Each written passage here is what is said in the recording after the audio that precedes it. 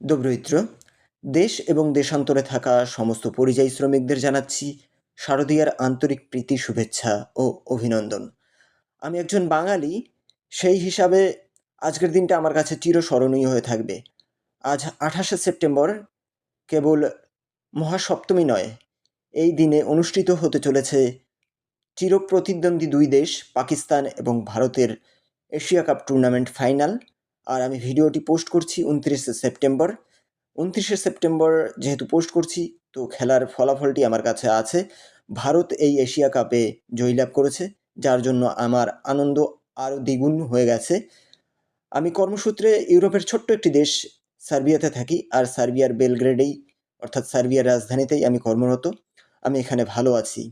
আমি আমার দেশে ফিরতে পারছি না এই মুহূর্তে, আমি শারদীয়া উপভোগ করতে পারছি না, কিন্তু আমি চাই আমার সমস্ত বন্ধুবান্ধব, আমার ভারতীয় পরিবার সবাই ভালো থাকুক, ভালো কাটাক শারদীয়া দুর্গোৎসব। আর যে কথাটা না বললেই নয়, কংগ্রাচুলেশন টিম ইন্ডিয়া, তোমরা খুব ভালো খেলেছো। তোমাদের জন্য আমরা যারা বাইরে কর্মরত, তাদের গর্বের, মানে আমি আবেগপ্লুত হয়ে গেছি, আমি বাকরুদ্ধ হয়ে গেছি। এক কথায় বলতে গেলে আমি সত্যি খুব আনন্দিত।